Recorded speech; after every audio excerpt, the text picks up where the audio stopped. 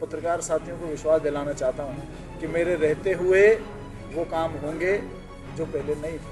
कि यदि यहाँ पर खेल मैदान नहीं है तो सबसे पहले हमारा फोकस रहेगा कि खेलों की सुविधाओं को बढ़ाया जाए, मैदान के रूप में, खिलाड़ियों के ट्रेनर्स के रूप में, कोचेस के रूप में, निश्चित रूप से यहाँ पर खेलों की सुविधाओं को बढ़ाया जाए।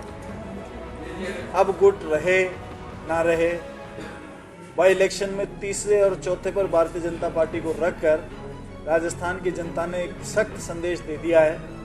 प्रदेश के मुख्यमंत्री ने जिस प्रकार से कोरोना काल में लोगों की सेवा करी, इस प्रदेश को कोरोना से बचाने का काम किया, प्रधानमंत्री जी को भी मुख्यमंत्री जी की बड़ाई करनी पड़ी। इन्हें जिला प्रभारी के रूप में प्रभारी मंत्री बनाकर यहाँ पर भेजा है और निश्चित रूप से प्राथमिकता रहेगी कि यहाँ पर क्षेत्र के लोगों की जनसुनवाई निरंतर हर महीने हो।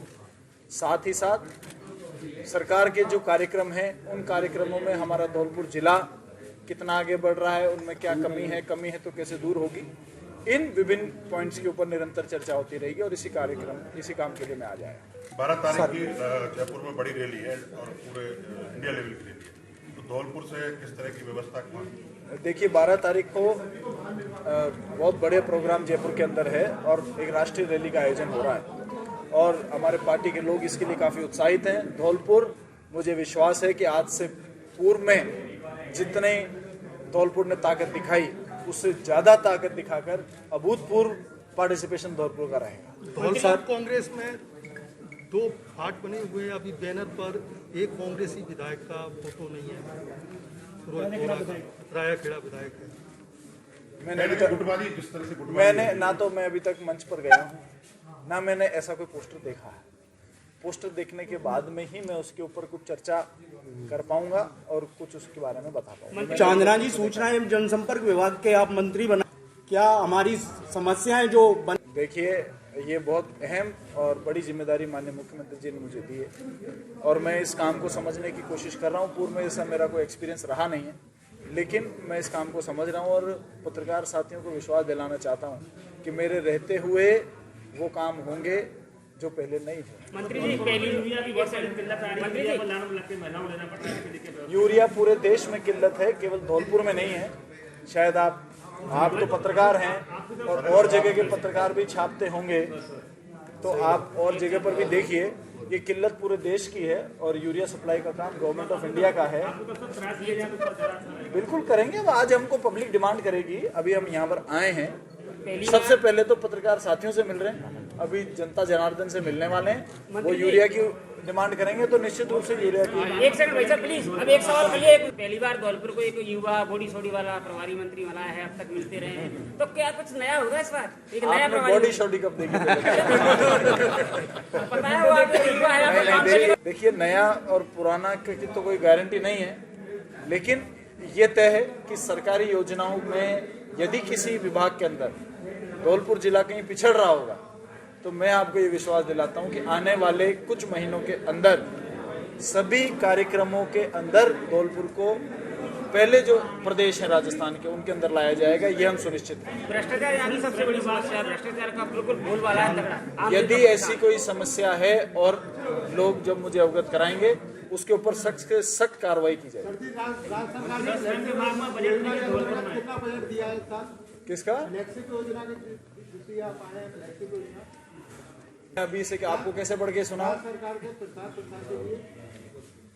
के लिए कोई मैदान नहीं, उसके लिए सबसे बड़ी पहले तो आपकी क्या रहेगी, आपके खेल मंत्री हैं। देखिए, यदि यहाँ पर खेल मैदान नहीं है तो सबसे पहले हमारा फोकस रहेगा कि खेलों की सुविधाओं को बढ़ाया जाए, मैदान के रूप में, खिलाड़ियों के ट्रेनर्स के रूप में, कोचेस के रूप में, निश्चित रूप से यहाँ पर खेलों की सुविधाओं को बढ़ाया जाएगा। जयपुर में अभी अमित शाह का दौरा हुआ है, उन्होंने गहलोत सरकार पर गंभीर आरोप लगाए हैं और क्या वहाँ पर भाजपा की जो गुटबाजी है, पूनिया और वसुंधरा गुट खत्म हो सकती है सर आगामी जो चुनाव है? देखिए, अब गुट रहे ना रहे, बाई इलेक्शन में तीसरे और चौथे पर भारतीय जनता पार्टी को रखकर राजस्थान की जनता ने एक सख्त संदेश दे दिया है।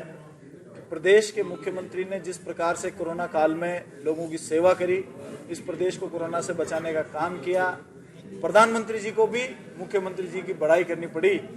साथ ही साथ एक आलीशान बजट जो मुख्यमंत्री जी लेकर आए निरंतर ऐसी योजनाएं मुख्यमंत्री जी ने योजना नियम बनाए हैं। प्रदेश की जनता अशोक गहलोत जी के साथ है और अब वो गुट एक हो जाए चाहे 4 रहे, कोई फर्क नहीं पड़ता।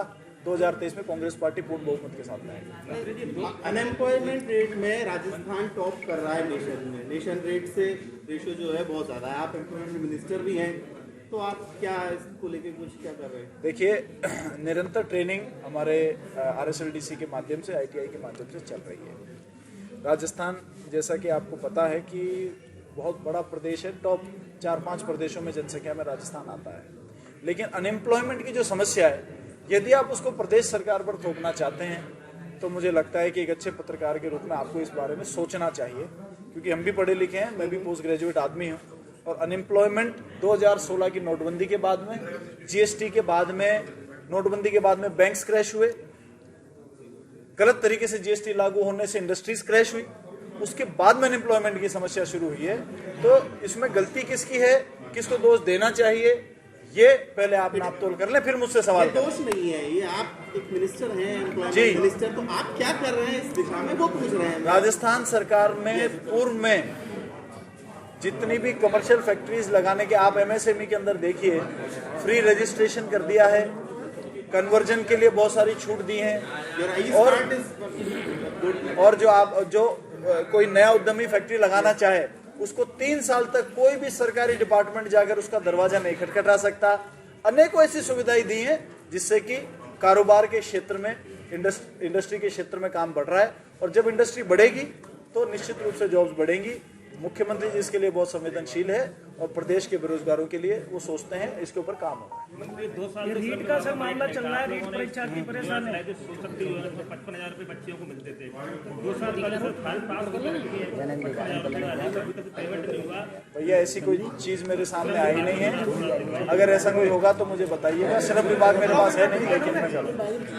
रीट वालों ने आपको ज्ञापन दिया है, उसकी बड़ी समस्या है, इसको लेकर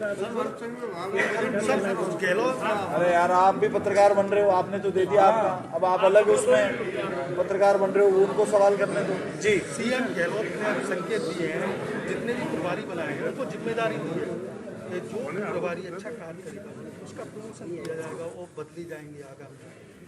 नहीं बदली क्यों, तो जहाँ भी काम मिलना चाहिए वहाँ बड़ी खुशी के साथ में करना चाहिए। पूरा राजस्थान हमारा है, चाहे कहीं भी किसी भी जिले में जाएं।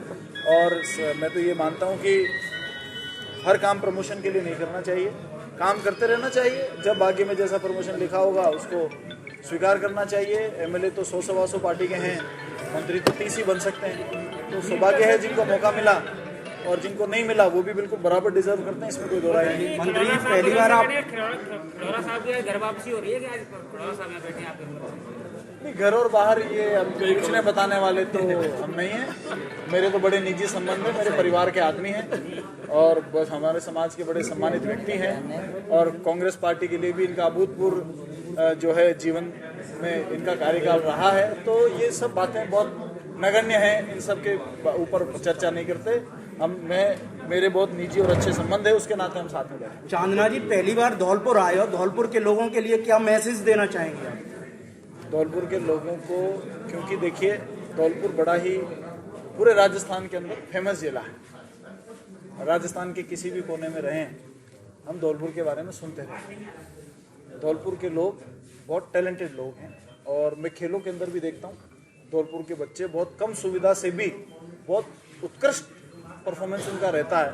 तो कहीं ना कहीं इस जिले में वो क्षमता है कि कम सुविधा मिलने के बावजूद अगर वो अच्छा प्रदर्शन कर सकते हैं, तो जब अच्छी सुविधाएं हो जाएंगी और अच्छा सरकार का पैसा यहाँ पर लगना लगेगा, तो मुझे लगता है कि धौलपुर के लोग राजस्थान में नाम रोशन करेंगे, नहीं देश, पूरे देश में नाम रोशन।